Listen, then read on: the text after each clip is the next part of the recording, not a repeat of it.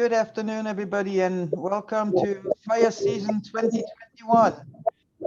Here we are. We have the people that actually know what's going on, and then they're ready to answer your questions. So I would like to thank everybody from our panelists who's making time to be here with us. And let me toss it over to Paul Cummings, the program manager for Nevada County OES, to tell us about Ready Nevada County, the handbook, and I believe Bobby Jacobs is going to take Zonehaven. Yeah, good evening, Pascal. Good evening, my fellow panelists in Nevada County. Thanks for the invite. A great time of year to start the conversation about continuing to get ready for wildfire and finishing up our defensible space work. You touched on the handbook. Nevada County residents in incorporated and unincorporated Nevada County should have all gotten their Ready, Set, Go handbook. So if you didn't, please come by our office, or it's also available online, packed with great info. A couple of the big things I want to mention that are in there that I think are timely are the green waste events. I'd like to recognize the Fire Safe Council did an excellent job putting together the green waste events in Eastern and Western Nevada County. There's still one more event in June, so I'll let Jamie talk about that when that comes up. We are also focusing on grants, closing the loop on a couple of state and federal grants. We've submitted some CAL FIRE grants that we're excited about, and we're still finishing up recovery with the Jones Fire. But I will turn it over to Bob Jacobs to give a quick Zonehaven update on the proliferation of the Know Your Zone campaign and that system in our county. Great, thanks, Paul. I appreciate it, and thank you, Pascal, for having us on this evening.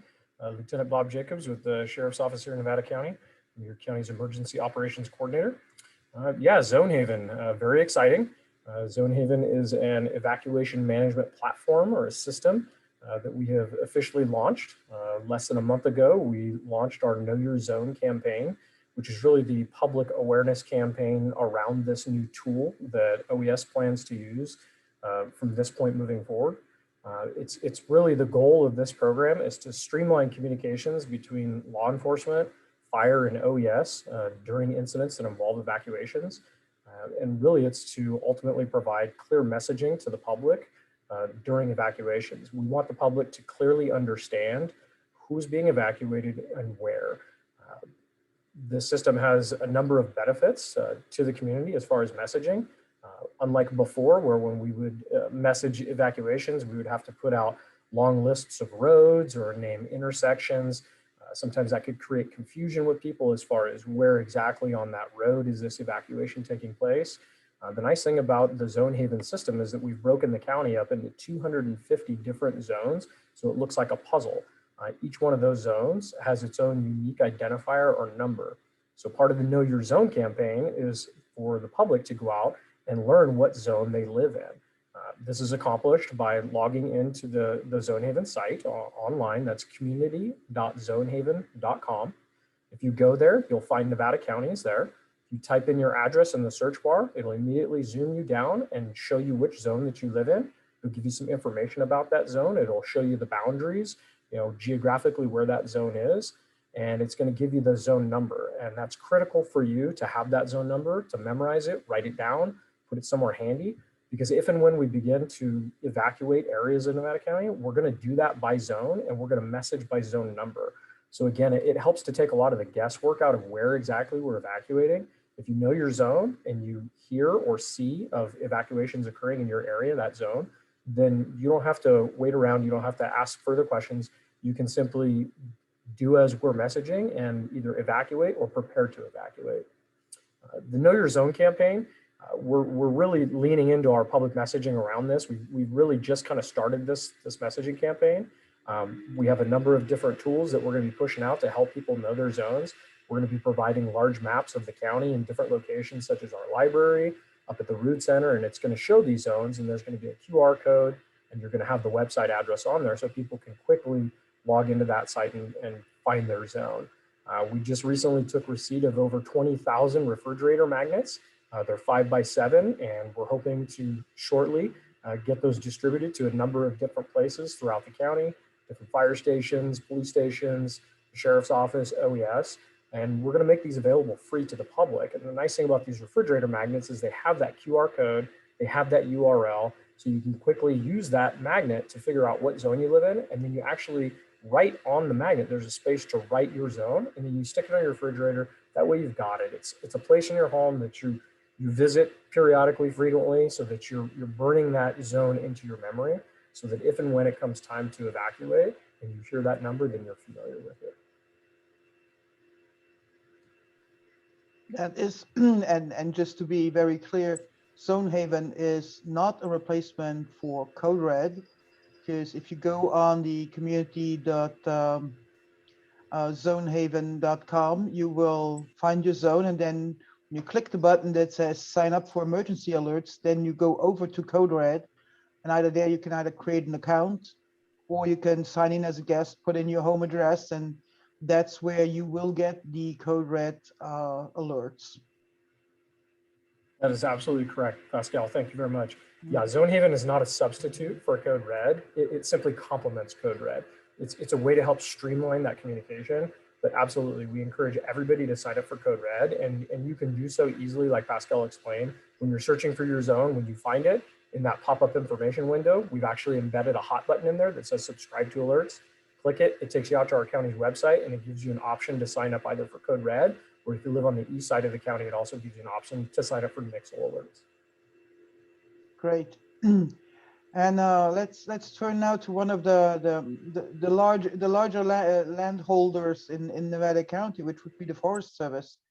And we have Jason Withrow, the fire chief for the Tahoe National Forest. And I believe, Jason, that you have you're already busy and you have a big weekend coming up. So how are things on the Tahoe? Thanks, Pascal. Things are going well on the Tahoe. We've just stood up all of our fire modules. We're still doing a bit of training. We did do some staggering of resources so that we have resources available later in the year. But as of now, the Tahoe's got 10 of their 11 engines on. All 3 of our interagency hotshot crews are on and available. Our helicopter we brought on a couple weeks early. They're on base, available today. We'll be bringing our air attack platform on June 1st, which is 2 weeks earlier than we normally do. And that's at the Grass Valley Air Attack Base with CAL FIRE. I'll let CAL FIRE speak to their aviation assets that are there. We've got all of our patrols on, with the exception of one that happens to be out on maternity leave. So we're geared up and we're ready to go. We do have Memorial Day weekend coming up, and as you can tell, the temperatures are increasing again, and from the forecasts, it's going to stay that way for a while. So we're ready. We did last year have probably about 200% of the visitation that we usually have. And we're prepared for that again. I would just ask all the forest visitors that are coming to visit their national forest that they recreate responsibly. We're not in fire restrictions, so you are allowed to have a campfire. You do have to have a California campfire permit. And we ask that you always attend that campfire, and when you are done with it, that you put it out appropriately, meaning douse it with water, stir it, feel with the back of your hand for any warmth. And if there's still warmth in there, you repeat that process. One thing to note for the public, we are still conducting prescribed fire operations out by French Meadows. They stopped with the ignition of that today to just hold up what we've got. There will be resources at that project for the next couple of weeks and throughout the summer as needed. Great, thank you, Jason.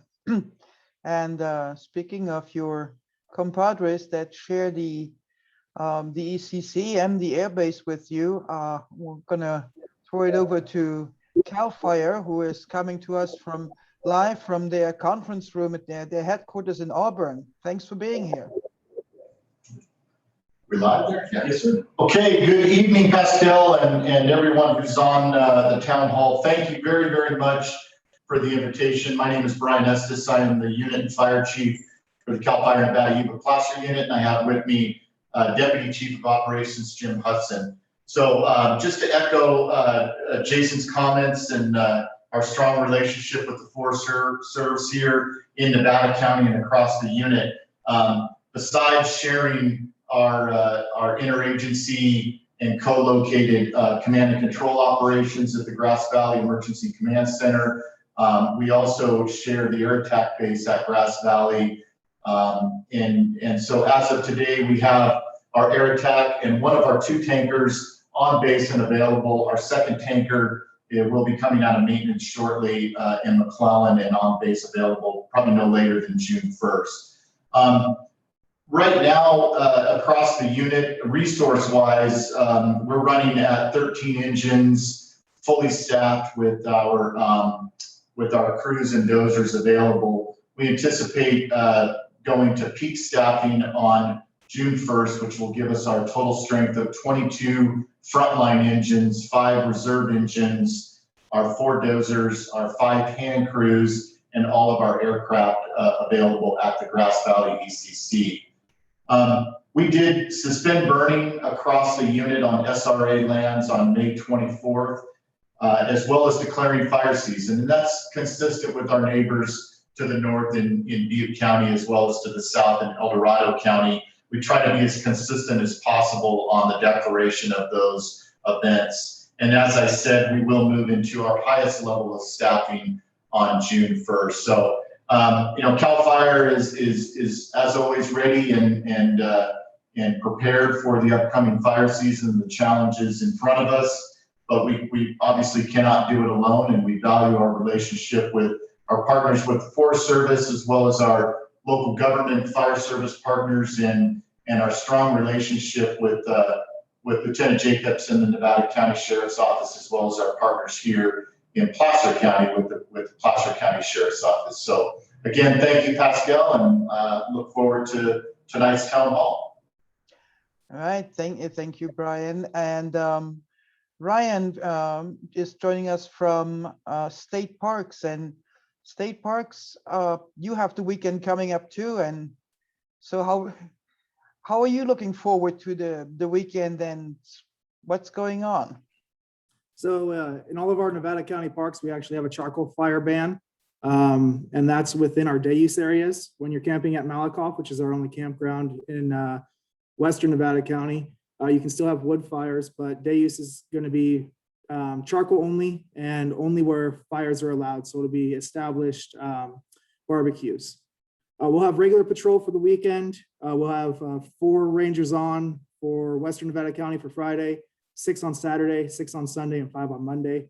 We'll be mostly spearheading public safety on the river, making sure people are recreating safely, and then also heavily enforcing the fires. No fires are allowed within the South Yuba River on State Parks property. We also have an alcohol ban at all times on the river, as well as a glass ban, and we'll be enforcing that. Independence Trail East will remain open for visitation. Independence West will be closed due to the Jones Fire mitigation work. There's still a lot of hazard trees and such, and the flumes are still not there. So we ask people to stay out of that, and it will be enforced if we do catch people there. We are working on the Jones Bar bypass trail, and we're hoping that'll be completed by late June. All of our parks are open. Visitor centers will be open as long as we have volunteer staffing. When people recreate at our parks, we're asking that they keep the roads clear and abide by the signage. If you are planning on recreating with us this weekend, we ask that you arrive early to make sure that you do have a parking space. If you do not have a parking space when you get there, make sure you are parked legally outside of the state park parking lots. That way we can get fire and medics and law enforcement response in there if we do have an emergency. We're working with Circle. We're going to have some river ambassadors out on the river corridor this weekend. They'll be giving out information as well. And then as people know, we still have the bridge construction. So we are down to only 1 paid parking lot still at Bridgeport. And we ask people to stay away from the construction zone while they're down there. Otherwise, like I said, we're asking people to stay safe, recreate safely at our parks, and make sure they aren't having fires. That includes barbecues, and don't bring your alcohol or glass. Right, thanks, Ryan. And speaking of visitors that are coming, I believe Mike Stewart, you're gonna have the population of the town of Washington is gonna what, double, triple? Well, maybe even up to 10 times. But so how is the town of Washington and the volunteer, the 100% volunteer fire department? Are you all set for this for the weekend and for whatever else is coming? Well, Pascal, we train year round, of course, but this year with the indices and what we're seeing with fire behavior already, wildland has become the only training topic that we even are talking about right now. As a matter of fact, as we're speaking, I stepped out of training to join this webinar, and all our volunteers are training as I speak. And yes, the summer influx of visitors is kind of a twofold. We enjoy sharing our canyon, but the influx has gotten so dramatic that as fire chief, it's become very concerning to me with the limited communications we have down here in the River Canyon and no cell phones, and the huge population boost that's coming in is causing a lot of concern. First off, just for access with the parking issues that we're seeing, with people not heeding no parking signs, fire lane signs, and willing to block public roadways just so they can access the river, is very concerning to me as fire chief, because if I can't get fire engines out, I certainly can't get, if I can't get people out, I certainly can't get fire engines in. So we've been working a lot with our Firewise committee and building a system in conjunction with Lieutenant Jacobs and OES, working on evacuation and adding, as of tomorrow, we'll put up a second emergency evacuation siren that hopefully will cover the north end of our jurisdiction. We'll have to get an electrician to wire it, but we'll get it mounted up there tomorrow. And we're trying to prepare ourselves for what we hope will never happen.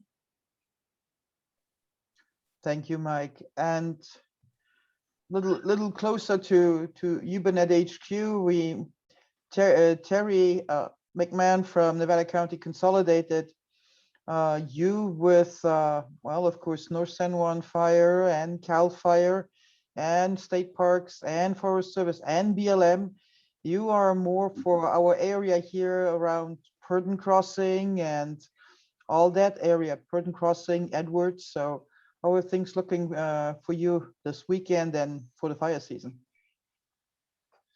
So like everybody else, we've been training and, of course, working with our partners and gearing up for the fire season. We continue to partner with OES to supervise the county's defensible space inspectors. I think it's a great project, and working together has been very successful, in my opinion. We continue to work with the Yuba River Fire Safety Cohort and trying to make to work on things down at the river, issues and things like that come up. That committee's been very active this year. I think it's probably the busiest year that we've had with the cohort, where we've actually met year round. So that's been a positive. We're also, 4th of July is around the corner too. So we're going to start gearing up for some fireworks patrols, because fireworks are banned in Nevada County. And so we'll be working with our law enforcement partners, setting up a patrol and around the 4th of July. I guess, one of the other things that we've been doing also is, we monitor the river also. So we've had some folks down there doing their annual trainings. There's not much water to work with, but they're getting it done. So also, I want to pass along, Chief Turner was off this week, so he couldn't attend the meeting, and Chief Funk had another engagement. So thanks for inviting us. Anytime. And then we have, of course, we have Grass Valley and Nevada City, and we have both Mark Butron for Grass Valley and Sam, who's still Nevada City's attached to Nevada City. So the two cities, well, besides never ever allowing burn piles, what else is going on? Hi, Pasquale. I guess I'll go first. Hey, going next to last is great. Everybody said everything already. It's fantastic. So within Grass Valley, we're doing what we've done in the past, and just trying to educate our community, to the extent of the fire emergency that is always present this time of year. We've done that in partnership with OES. As Paul said, they sent that mailer and they sent it out to all the city residents as well. Beyond that, we're still actively pursuing our vegetation management ordinance. This is like the 4th year now that we've had that in place. We get pretty good compliance with that for most individuals, although of course we have those who don't. And the city's been good in providing the mitigation funds to do that once we've gone through the warrant process and the courts and have a warrant to get on the property and do the work. Beyond that, we're hiring 3 additional firefighters to bolster our staff. These were actually firefighters that were going to be hired pre-COVID before that hit and kind of slowed everybody down. But just kind of great timing now that they're coming on, and our intent to have them on July 1st for a little extra staffing. And that's about it from Grass Valley. I'll let Chief Goodspeed tell you about Nevada City. He's got an announcement about a grant he got. Yeah, we've been busy trying to stay proactive in Nevada City. We recently formed a fire advisory committee, and through that committee, we've identified some programs that identify city-owned properties, a city sliver program, if you will, where you get volunteers to adopt these areas within the city to keep them clear of vegetation. So that's one program we're working. We've been successful on a Prop 64 grant that is going to bring a masticator to Nevada City. That'll help us with some of our larger parcels, the Sugarloaf area, the old airport area, Hirschman's Pond, the Deer Creek environs. So, we've been busy. We're pursuing some other grants, CAL FIRE prevention grants. Another one just came out recently that we're going to be applying for. But I think everyone's talking about the training. We're doing our annual checkoffs, making sure all our guys are up to speed and ready for an extremely busy fire season. Chief Buttrins pursued some new equipment for us through OES, so that'll help with the firefight. And, we just want to thank all our partners that we can't do this alone. We've got the local, state, federal, we got OES, law enforcement, and all the local government agencies. So, with the drought that's been in the news, and we're already feeling the effects of that, we are gearing up for an extremely busy season. So one of the things that I tell our residents is look on the county website. They have a wealth of resources. The Ready, Set, Go pamphlet has almost everything you could think of. The dashboard, Zonehaven, they're really on their game with what they're doing. We've also done some public outreach. Paul came out to a local Firewise event. Fire Safe Council was there. So on every front, we're doing what we can to get the word out and remind people that it can happen to them, and they need to take responsibility for their homes, their properties, and themselves. So that's it for Grass Valley and Nevada City. Thank you. Thank you, Sam. And speaking of taking personal responsibility and making sure that you're as prepared as possible, the ones that can really be a big help and that are a big help would be the Fire Safe Council. And Jamie, I know last weekend, well, it wasn't really a weekend for you. It was kind of busy, and on Friday, when I was out there on Friday, there was a pretty 5-minute line or so in the middle of the afternoon on a Friday afternoon, where people were dropping off green waste, and I believe that you're not done with that. No, we're not. Thank you for having me, Pascal. Jamie Jones at Fire Safe Council. We have another green waste event coming up in June, and those dates will be, I'm looking at the wrong dates here. It's June 11th, 12th, 13th, the second weekend in June. We run for 4 days, Friday to Monday. We had 2,400 participants last weekend. It was kind of astonishing. So we always try to bring programs to the entire county that lets everybody, work that personal responsibility component. So we're trying to make sure that we're actively achieving our list of chipping program participants and bringing green waste to the entire community. On the other side of that, we had 150 participants up in Truckee the prior week as well. So, we're working right now, as I think everyone else has kind of alluded to, it's grant season. So we're looking at trying to secure additional funding for years to come for that very successful green waste program in partnership with our compadres at OES there. We're looking for a chipping and green waste grant with the local CCI grants with CAL FIRE. So last year we had a 6-week program. This year we're only able to run 2 weekends. And I think that we can all agree that that's a program that the community would use every day, every weekend if it was available. So we're trying to bring those resources to the community by partnering with the folks on this group here and making sure that, we're messaging and educating the community on available resources to achieve that defensible space and, be prepared for wildfire. Thanks, Jamie. And I believe that not only do people can drop off their green waste, they can also get free mulch. Yes, actually starting today and tomorrow, that material, that green waste material, we have a list of prohibited items so that it's not processed and we don't have invasive species in that mulch. But we do have pickup Fridays and Saturdays after each event for mulch to be used for moisture retention, erosion, things of that nature. We ask, and there's a loader on site for folks who want help getting it in their vehicles. Take as much as you'd like, but we just ask that folks don't put it within that 30-foot zone around their homes and use it for other uses if you have agricultural uses or gardens, things of that nature.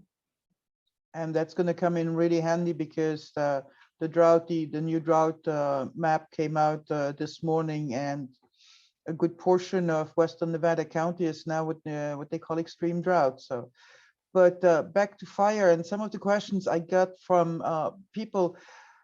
There are a lot of questions both for CAL FIRE and for OES regarding red flag days.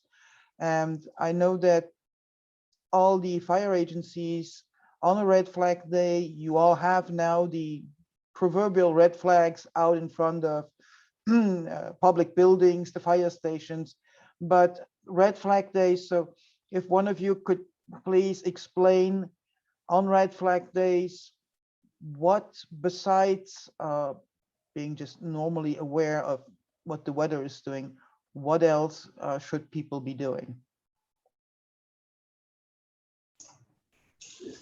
Well, from the CAL FIRE standpoint, I can discuss kind of what our factors are when declaring a red flag day and working with the National Weather Service locally out of Reno and Sacramento for this year to kind of look at both sides. And I'll let Bob Jacobs discuss, what OES's involvement in getting the process started for the red flag. So the red flags, working with CAL FIRE in our region, we're constantly monitoring the intel and the situation across the state.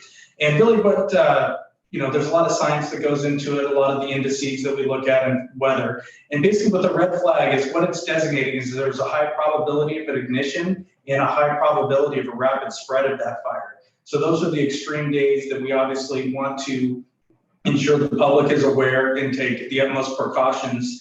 I know the public in Nevada County does a great job of being fire aware, but those days where we need to take those added steps, so, the little things that we might take for granted. And, it's important to notice those red flags. They only go up under red flag conditions. It's not something that we intend on having up all summer because it's fire season, and we don't want the public to become numb to seeing them. So it's very important to remember when those flags go up, there is a high possibility of probability of ignition from any fire, heat source entering a fuel bed, and then potential for rapid growth and spread. So. And Pascal, I can just talk a little bit about the county, how we prepare the community for a red flag day. And so we talked about the Race Echo handbook. I've got it here, page 15, talks about what a red flag is for those of you who are wondering. So strong winds, I think just like Chief Hudson said, high temps, low humidity levels, dry fuels, potential ignition source. So these are the days where you want to really increase your readiness. This is when you want to check in with your FIDE. You want to make sure your go bag's ready. You want to double check what zone you're in if you weren't sure. You know, these are the days you really need to be signed up for Code Red. Make sure your gas tank is topped off. All of those things that you need to do to be ready to go, you know, in the event that there is a fire. We also have to consider PG&E's infrastructure, right? I mean, fire weather and red flag conditions go together. So PG&E may potentially turn off the power to protect its infrastructure on these fire weather days. So we have to consider that. Last year, I asked the National Weather Service for all the fire weather over the last like 10 years. And so 2020, we had 4 fire weather watches and 4 red flag warnings. This year in May, we've had 2 fire weather watches and 2 red flag warnings already. So I just think we need to stay on top of that. You can almost graph it with climate change, the increased fire weather. And we already know when you combine that with the drought conditions that we're having, it could make for a potentially challenging fire season. So please follow those trusted news sources, you know, like the radio, KNCO, KVMR, UBNet, the National Weather Service, so that you know when there's fire weather, whether it be a fire weather watch or a red flag, and that you make sure that you and your family are ready to go in the event you have to go. And just to be perfectly clear, a public safety power shutoff, so PSPS event that PG&E is calling, that they call those independent, both from CAL FIRE, from OES, from the National Weather Service. That is determination that PG&E makes. They have their own weather central they have, and they have a really nice satellite fire weather watch office down in San Francisco. I was really jealous. I got to visit it in their center, and it was like, wow, yeah, wish we had that technology. But that's independent, and we will probably have days when there are red flag warnings when there's no PSPS, and we might have PSPS when we don't have a red flag warning, but somewhere in the valley the winds are so strong that the transmission lines that feed us up here will be they will be shut off, and then of course we get into generator safety. And I know there is also in the Ready Set Go handbook, there is also something about generator safety, because please don't go and start a fire just because you want to keep the beer cool. That's not okay. Another question that we have from related to red flag days is there any chance that state parks or Forest Service or the county would shut down river crossings on red flag days? Pascal, I'll answer for the Forest Service, and no, we wouldn't shut down any river crossings for a red flag day. Depending on what time of the year it is, we may be in our fire restrictions by then, but it takes an awful lot for us to close things. It would be a forest order, which is a legal order that's enforceable by law.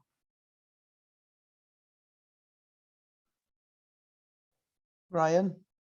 And the state parks would be the same. We'd have to have a district superintendent order to close an area, and it would take something pretty drastic to close that. Otherwise, it's public land, and we don't want to keep people out. We want them to be able to recreate, but do so responsibly.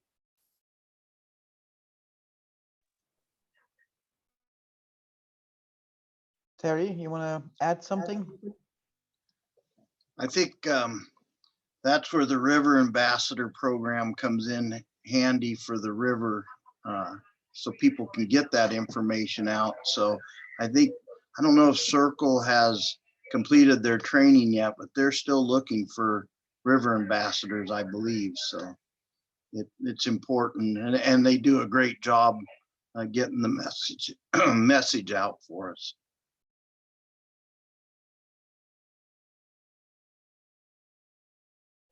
And the next question is, that would be for Lieutenant Jacobs here about Zonehaven. So somebody has issues with Zonehaven because they tried to register as a user with a mobile device and it didn't work. And also their neighborhood, which is a certified Firewise community, has one road that's for their ingress and egress, but they are now divided into 2 zones. And the question is, why did you come up with those zones? And do you really have to register for Zonehaven? Yeah, great questions. I'll answer the last one first. No, you don't have to register for Zonehaven. Like we talked about, this is not a Code Red system. We're not replacing Code Red. There is no need to register for Zonehaven. You can log into Zonehaven by registering an email address. At this point, it's simply so that Zonehaven has your contact information in the event that they develop any further features down the road. They can use that database of email addresses to push notifications about future features, but there's no requirement that you actually log into Zonehaven. As far as how did we develop these zones, what I can say is this was a hugely collaborative effort. Every single law enforcement and fire agency in Nevada County, our local, state, and federal partners, we were all involved in doing the zone reviews. We partnered with Zonehaven back in December, and Zonehaven actually delivered us the first set of zones. It was 225 zones initially. They were the draft zones.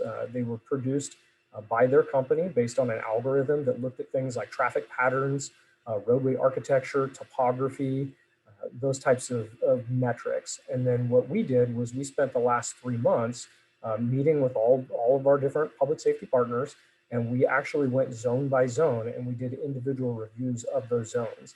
And we looked at things like potential bottlenecks, one-way in and out, population counts for those areas. And we really tried to use that on the ground, local knowledge to determine what is best for those areas. We did these by fire districts. So we had that local knowledge from your actual fire chiefs. Sometimes it was the deputy chiefs. And really it was a decision based on how would we actually evacuate a population of people? What makes the most sense?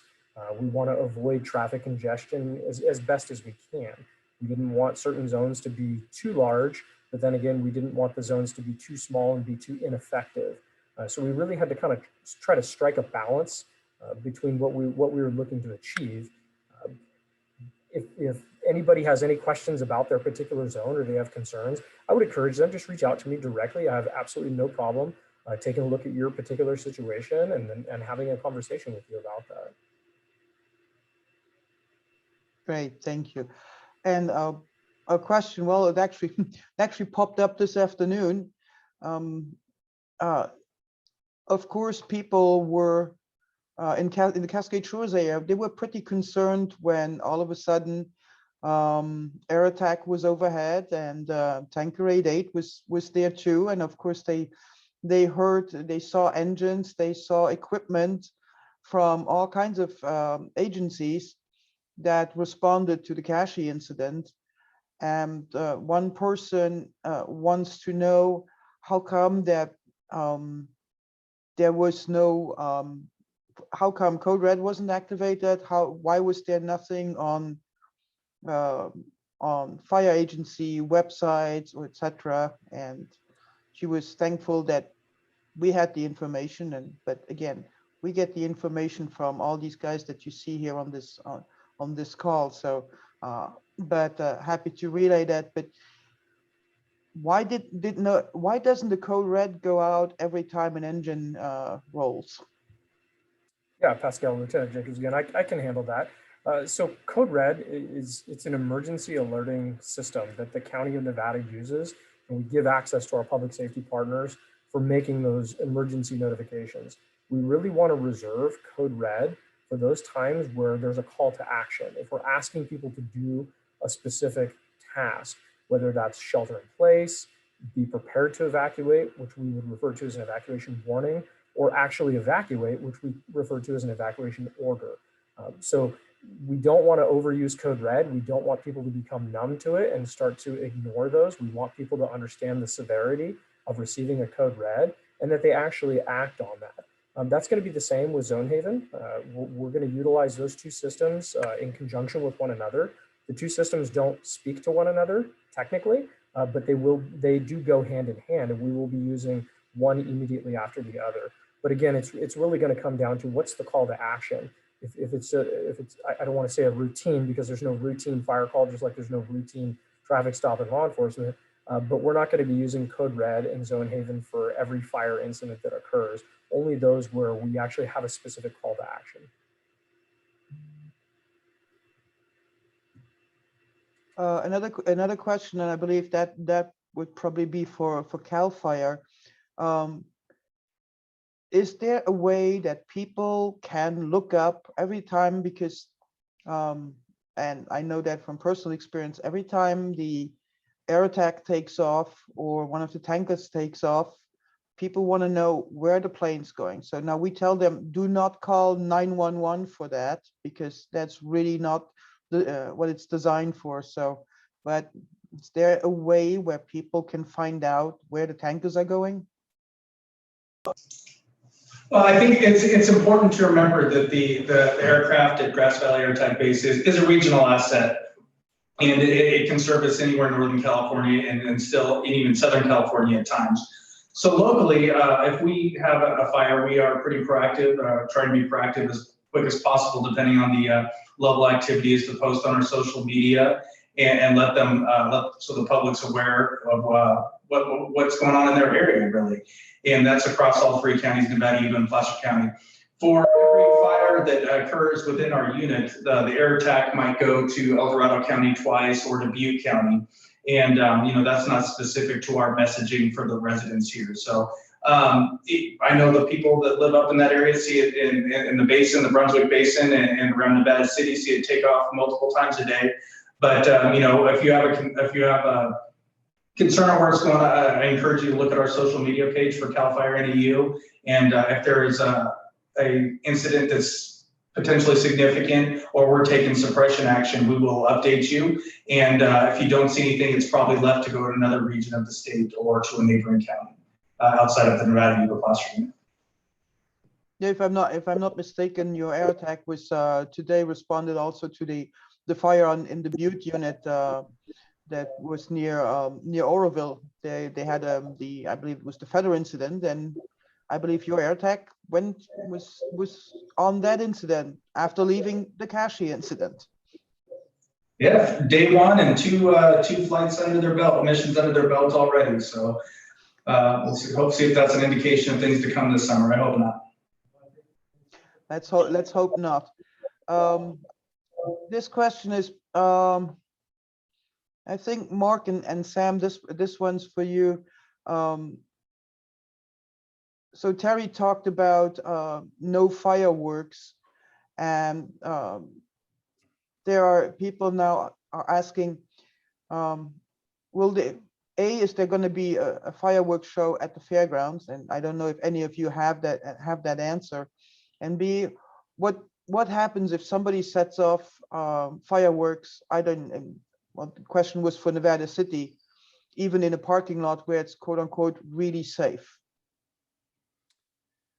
Well, in Nevada City and Grass Valley, we have a fireworks ban. So if it doesn't matter if it's an illegal firework or a safe and sane firework, they're illegal within the city limits as well as the county. So I think this year, with the drought conditions and the fire behavior that we're anticipating, I think we're going to have a pretty low tolerance, zero tolerance. So at a minimum, they would be confiscated, and there is a potential for ticketing for infraction, misdemeanor, depending on what they're doing, and taking it to court. So Terry McMahon is more versed in the penal system and what kind of fines they could be expected, but I expect we'll be at zero tolerance this year. So the county ordinance has been in effect since 1976, and it basically says you can't possess, transport, or use them in the county. And it is a misdemeanor. Can't remember the fines. I think they're around $1,000 or something like that. As to your question for the fairgrounds, the last I heard, there was not going to be anything going on at the fairgrounds, but I'm sure that's subject to change. But that was the last thing I heard, is I'm not sure that the fairgrounds, they were able to pull it together that fast. It takes a lot of work to put on a fireworks show. You have to get the licensed technicians, and it has to go through the state fire marshal's office for permitting. So it's not an overnight thing.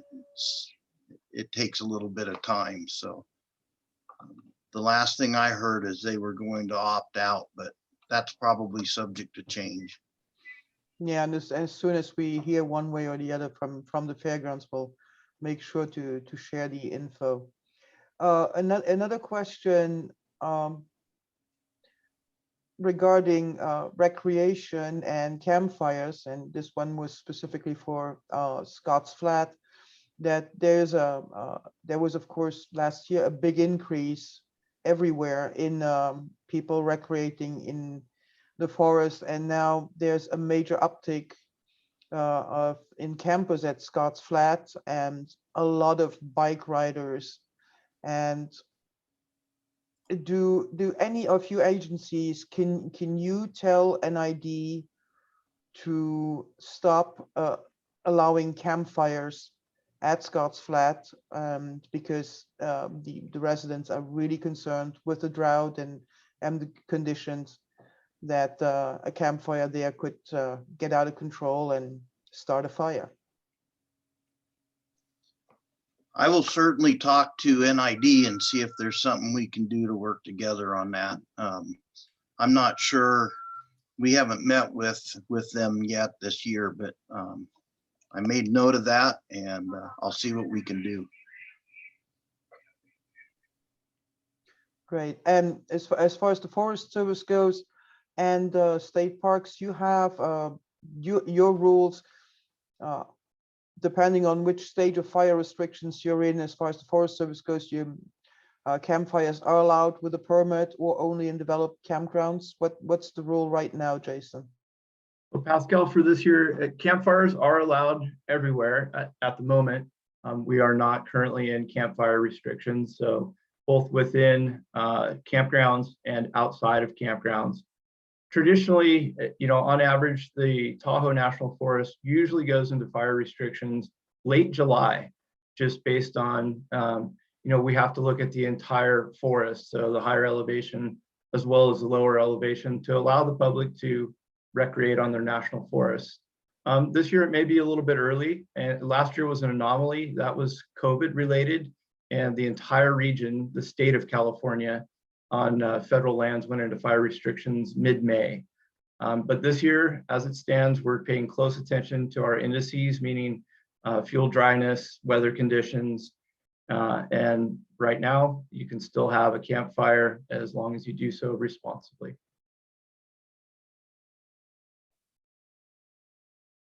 And Ryan, for the state parks? And the same goes for state parks. So we want people to be able to cook and warm themselves up at Malakoff Diggins. That's our only campground here on the west side of Nevada County.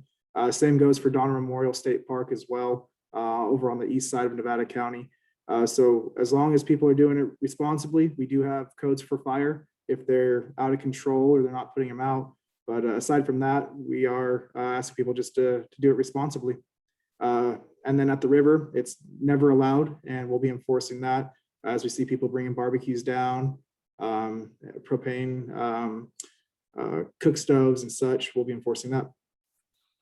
Yes, because, and also as a reminder, there is a county ordinance that in the quarter-mile corridor of the South Yuba River, condensing the ordinance would be no water, no fire. You are not allowed to have a fire on an unimproved parcel that does not have a water source, and the river does not count as a water source in the quarter-mile corridor. So because of the fire danger, that is something that was it was worked on by the Yuba River Safety Cohort, and the Board of Supervisors adopted that. And I believe that goes into effect, went into effect this week until the end of declared fire season by CAL FIRE, if I'm not mistaken.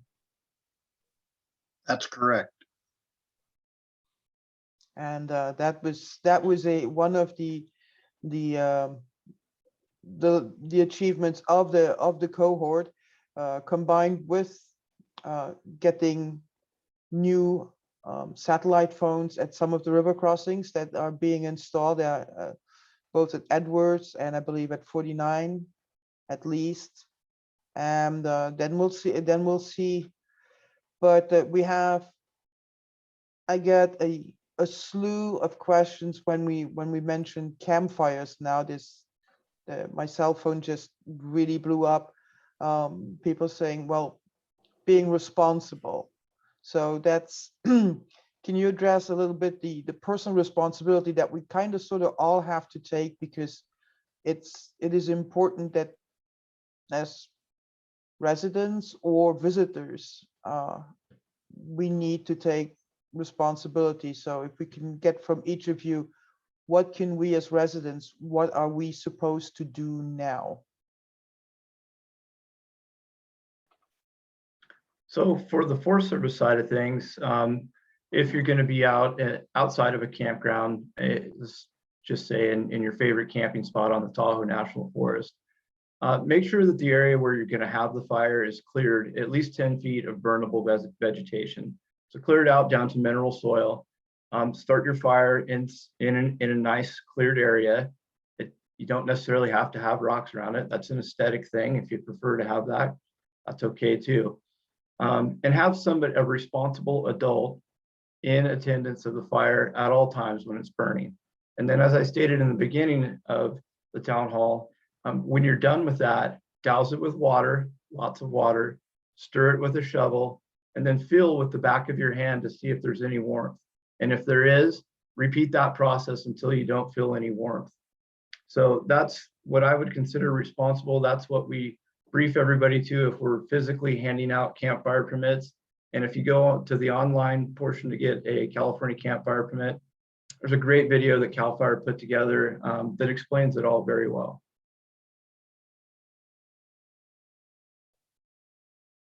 Who wants to go next?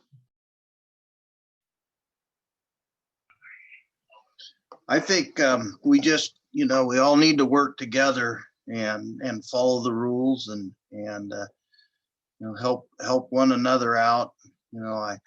Paul brought up some great messages from the Ready, Set, Go book, and I think that's the best we can do. We do get an influx of visitors that come in when the weather gets warm to the river, and so I think just continuing to educate the people that come in is a must for us.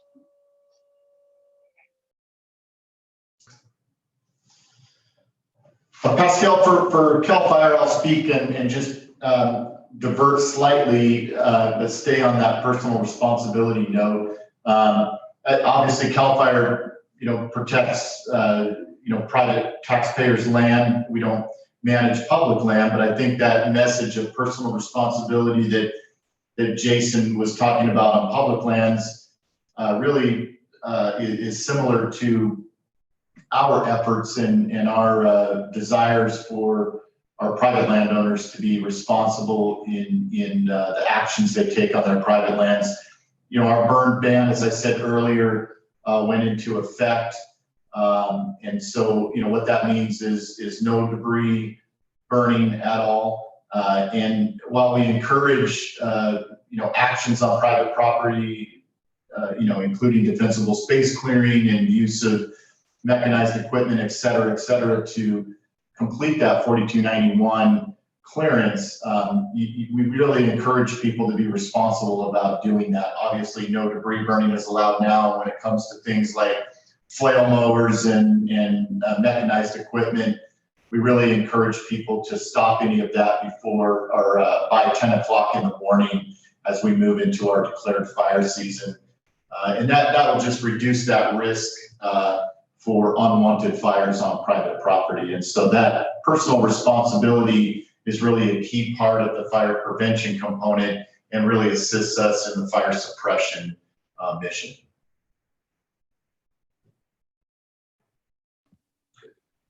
Pascal, I'll speak on behalf of the cities. Most of the campfires we come across within the city limits involve the homeless population, which can be difficult because you're dealing with a variety of issues. But when we do come across these, we try to do an educational piece with them, where we warn them of the hazards that they could be creating. At the same time, we have to balance it and be fair and be humane to these unfortunate people. But we encourage them to keep water nearby, stay in attendance, have a tool, those types of things. There are provisions in the fire code which allow for warming fires and cooking fires. So it's difficult to enforce, but we try to do the education and the responsibility as well in the cities. Pascal, I can speak for OES and how we're prepping the community that, all year long we're doing preparedness work to try to teach the community all these different things that they need to know. So I would really just say at a basic level, stay as informed as you can throughout wildfire season, be as ready to go as you can, heighten that readiness level on those fire weather days. But keep in mind that during a large scale event, federal, state, local agencies, law and fire, they're going to be very busy, right? So depending on that scope and scale, you may not see law enforcement telling you exactly where you need to go. So what we've really been trying to push from the Office of Emergency Services and also the Sheriff's Office when we talk to the public is, you need to know 3 ways out, at least from your neighborhood. I know everyone doesn't have that, but you're going to have to read the situation and make a decision based on what you're seeing and do what's best for you and your family until the cavalry comes, so to speak, and starts to set up traffic control points that say, go this way, that go that way. So really try to put yourself in a position where you can lead yourself and your family to safety when the time comes. And not to mention also, this time can be used to actually make sure that the cavalry can actually find you. And I think there again, it's important that, well, it doesn't matter if it's for an evacuation or for a heart attack. It's really important that firefighters can find your house. That means that you should have a reflective sign, an address sign, so that people can that they actually know. And now there's other people that for privacy reasons don't want to have an address sign, but if you want one, I think, Jamie, you can help out there, right? We can. Folks can go to our website and they can sign up to purchase an address sign that has a reflective sign. We also have messaging on there encouraging folks to make sure to clear the ingress and egress around those signs and through their driveway so that they have access to law enforcement and fire personnel that may need to attend their home in case of emergency. So I can put the link up for that. It's www.areyoufiresafe.com, and it's just address signs, and I'll put it in the chat here shortly. And another thing, another program, if you don't really know if you've done whatever you can also get a defensible space advisory visit, correct? Also available on our website. You can request those online. You can call the office or email us. We're happy to connect you. We do the free defensible space advisory visits. They are a non-enforcement. It's just an educational visit so that we can help residents achieve their defensible space or start working towards that. We've seen a huge influx of residents moving from out of area recently, and their neighbors are going over and telling them right away, you need to touch base with the Fire Safe Council and make sure that you get your defensible space advisory visit. So we're trying to make sure that we're messaging all of our programs to the community, whether it's, starting with your defensible space advisory visit, getting your address sign, utilizing the chipping programs, the green waste programs, etc. Or there's still folks out there who, may need help getting all that completed. And we have our access and functional needs program that we're still taking applications for low income or elderly and disabled seniors. And then we also have our low cost defensible space clearing services that we're helping the community out with. So all of those can be found on our website. I'll drop that in the chat here momentarily. And you know what, Sheila beat you to it, and she already has the URL for your website is already in the chat, and it's a very simple one. It's areyoufiresafe.com. which is just not just a question, it's also yeah, it's a question, a request, and something that we all need to work on, because you have all this all these resources here, all these chiefs and all the firefighters and the first responders, everybody who's here, they will do their utmost to keep us all safe. But there is the personal responsibility that we have to take, and we have to be have a defensible space, be ready to go. It includes your kids, it includes your pets, the find your five, so that you and have a plan, because if you're ever in a fire, and I really hope that nobody here will ever be in a fire, it's a freight train that's coming at you. You can't see because the smoke is really, really thick, and you know, having embers all of a sudden fly across the road, it's not just impressive, it's scary. So be prepared. And I believe that all of the chiefs, you can agree that if you want to, you can leave early. You don't have to wait until there is the evacuation order comes through. Once the advisory or the warning comes through, it's okay to leave, because, well, you will have a little less traffic, and if you feel unsafe, it's totally okay to leave. That's one of the things that I just want to put out there. It's not, we have a really good system. This Zonehaven is coming online now. It's going to be way more targeted, and it's going to be easier for people. And if you have if you get only one of the fridge magnets, another way to like know your zone is you can paint it on your trash cans. I mean, that's something you'll see it at least once a week. So for most of us, and otherwise, please, everybody, just listen to these experts here.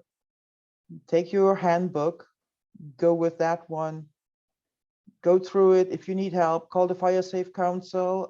You can call OES if you need more resources, and just be aware. Just when it's hot, red flag warnings, or it's windy, we all have to be just a little more aware than usual. And we have somebody who's asking, is there a website to show real-time fire perimeter? Real-time. There are websites where you can see fire perimeters. Every agency, Cal Fire has, they have their websites where they will show fire perimeter. Real-time is probably not there. And for people who think that they can look at hotspots and think that's a fire perimeter, those are not fire perimeters, unless one of you wants to chime in there. But I would discourage anybody to look at hotspots and say that's the fire perimeter. But I'll leave that up to the specialists here. Yeah, I'll say from the Cal Fire standpoint that real time, that's not something that we have right now to be able to provide to the public. However, though, with our situational updates and our public information officers, we get fired, we're updating those as quickly as possible, at least twice a day, sometimes more. And especially if there's an evacuation, we're going to do our best in an emergency situation to update those perimeters. And but no, not real time.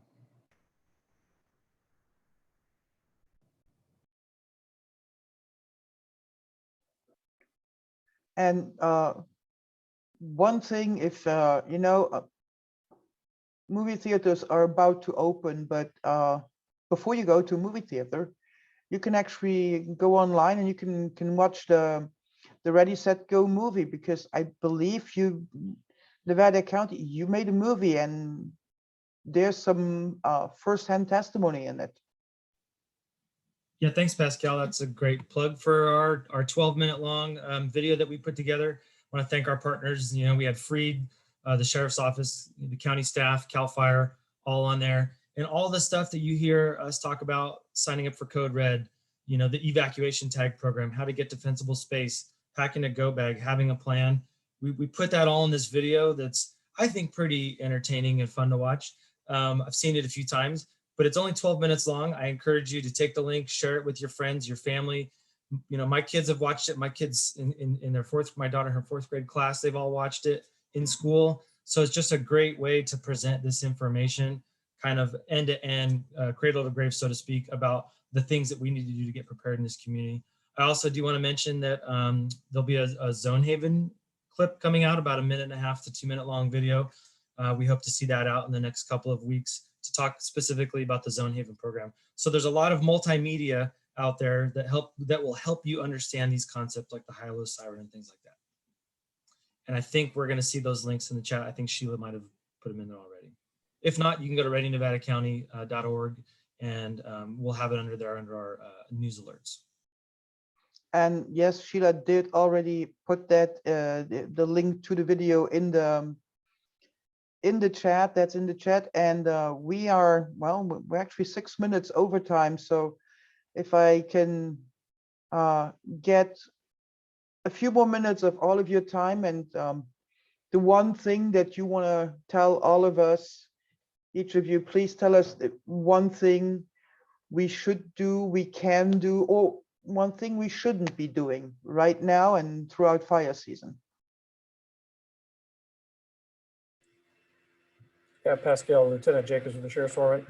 I'll get that started here. One thing I would say that you need to do, that you should do, is don't wait to evacuate. If you hear an evacuation order, you need to immediately leave your home and you need to evacuate. You need to put your evacuation plan into place. However you get that order, whether that comes through code red or you hear law enforcement vehicles driving through your neighborhood with those loud high-low sirens, that is your indication that you need to leave immediately. Lives are at stake, so don't wait to evacuate. Pascal, I'll chime in a little bit there. It's been said personal accountability, but I think situational awareness is a key. Know what's going on around you and in the general area, so that you can make some informed decisions based on what you see here or look up online. Yeah, Pascal, from CAL FIRE standpoint, and just to echo Mark's comments a little bit, I'm just very proud to see your continued support, Pascal, at UBNet of the fire and emergency and law enforcement services as we work together as one team in Nevada County. And I think that's the first step, seeing the public engagement and how seriously the citizens of Nevada County take fire and emergency preparedness is really the first step. And I would just encourage, as Mark said, for people to be very, very aware of their surroundings as we move through fire seasons, to know their neighbors, to communicate with their neighbors, and to have a high level of situational awareness. And as Bob said, don't be afraid to leave early. Having the access for our fire and emergency equipment to be able to mitigate the emergency and having those evacuations take place early and often will only help us be more efficient and effective in our job. So on behalf of CAL FIRE, thank you to everyone in Nevada County. And Pascal, thank you for your continued and very progressive support of fire and emergency services. Pascal, for the Forest Service, absolutely what Chief Estes was just saying, be aware of your surroundings and what's going on. If you're going to be using fire while you recreate, please do so responsibly. And if you see something, say something. If you come across folks that are not doing that, please say something. Get the word out to somebody that can come and educate, enforce if they have to, because we don't want large fires in our communities. And thank you for having me, Pascal, and thanks to all of my partners here for providing the answers and input that they have. Pascal, thank you for holding this forum. We appreciate all that you're doing to get the word out and the public education that you help spread. What I would say, I said it earlier, is if you don't already have one, get your hands on the Ready, Set, Go pamphlet. Read it cover to cover. There's much valuable information in there. One thing that comes to mind too is that, maybe you packed your go bag last year. Firefighters, they go through their gear every season at the beginning and make sure everything is in tip-top condition. So if you had medications in there that need to be swapped out, if you have, maybe you went on a diet, your pants got smaller or something, change your pants out. Just little things like that. Staying ready and being situationally aware. That's all I have. Thank you. And thank you for the forum. This is great. Someday we'll all be able to meet in person, but this is the next best thing. One of the neighborhood groups, when they were talking about know your routes, they suggested you try them both day and night because nighttime is a lot different. And really to tag on to one of the other things is that's come up, at least through the school system, is we're always concerned about the kids at home when parents are working, and summertime when school's out is one of those times. So make sure you have that plan on how your children are going to get out, where they're going to go. I think that's probably a good thing for the Know Your Five. They're able to help you get those kids out, and so make sure you come up with a plan.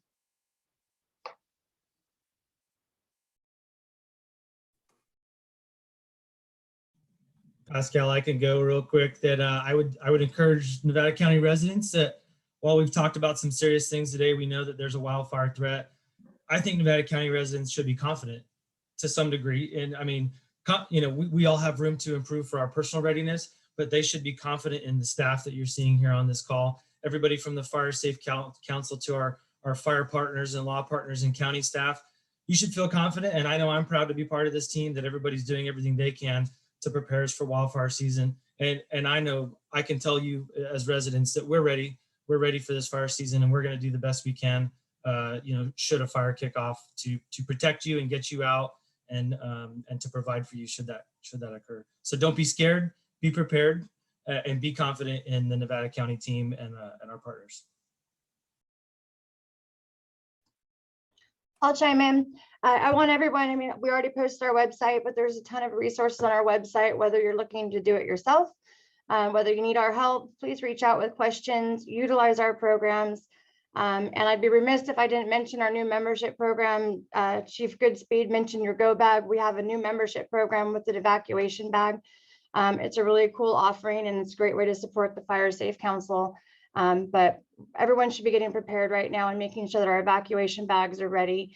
And we're doing everything that we can personally to make sure that we're prepared for fire season.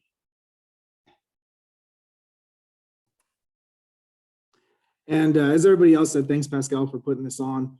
I would just say, be an example to others, especially those in our community, because we have a lot of folks coming from out of town. And so if they see you parked in a place that you probably shouldn't be parked, they're probably going to follow suit because they're not going to look for the signs. So if our folks who live in the county park legally and allow our resources to come in, should we have an emergency situation, you parking legally is going to trigger someone else to park legally. And then just know the rules when you get there. If you don't know, ask. We have lots of staff on site that'll let you know, or call our offices. So big thing is just you're one of our partners as well, and so just help us do our job effectively. And the little big town in Washington, Mike, Chief Stewart, you'll get the last word. Well, I think a lot of really critical information has been passed on tonight. The only thing I would like to tag on to my partners here is for the visitors coming out to the river and the National Forest. This is not Disneyland. It was not engineered with your safety in mind. And there's a responsibility for your actions and inactions, and a responsibility and a consequence sometimes, unfortunately. I think that's great advice and a great warning to end on. So Yes, it is beautiful, but yes, the boulders are not made out of foam. They're real. With that, I would like to thank all of you very much for taking this all the time and responding to all the questions that we have. Thanks so much for being here. To our attendees in the audience and the ones that will see this later on YouTube. If you have questions, go to mynevadacounty.com or go to Ready Nevada County. All the agencies, most of them have websites, and you can always call them. If you have a question, please call. It's okay to have questions. It's great. I much rather prefer that you have questions because these guys, they can answer them. With that, everybody have a great Memorial Day weekend. Please be safe, but also go outside and hydrate because it's going to be hot. Thanks, everybody, and good night.